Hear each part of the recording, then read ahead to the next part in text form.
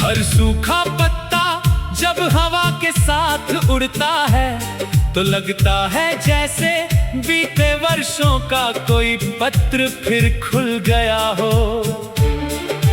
उन पत्रों पर लिखे शब्द धुंधले पड़ चुके हैं, लेकिन उनमें छिपा अपनापन आज भी वैसा ही उजला है।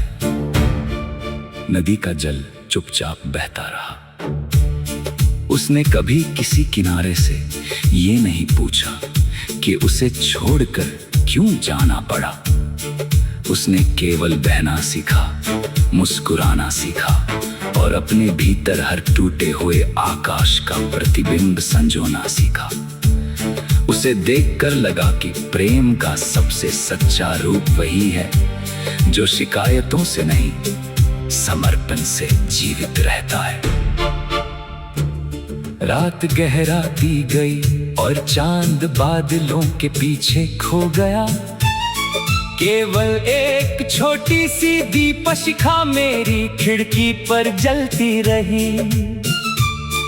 उसकी लौ बार बार डगमगाई पर बुझी नहीं। शायद यही विरह का सबसे पवित्र अर्थ है। टूट जाना, थक जाना, फिर भी प्रेम की अंतिम रोशनी को अपने भीतर बचाए रखना। मैंने तुम्हें कभी वापस मांगने की प्रार्थना नहीं की। हर सुबह बस इतना कहा कि तुम्हारे जीवन में कभी अंधेरा स्थायी ना हो। यदि मेरी अधूरी इच्छाएं तुम्हारी पूरी मुस्कानों में बदल जाएं, तो वही मेरे जीवन का सबसे सुंदर पुरस्कार होगा। प्रेम पाने से अधिक किसी के सुख का मौन कारण बन जाना भी एक वरदान है।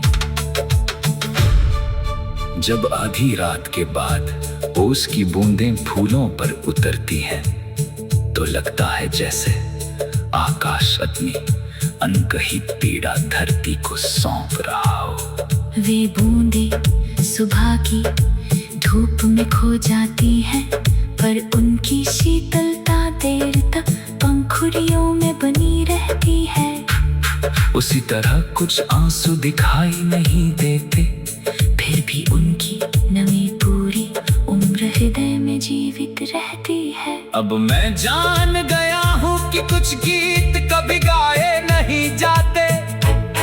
वे बहती नदी की धीमी लहरों में, मंदिर की घंटियों की गूंज में, बुझते दीप की कांपती लौ में और अकेले मन की मान धड़कनों में बसते हैं। समय उन्हें मिटा नहीं सकता, क्योंकि वे कागज पर नहीं लिखे जाते।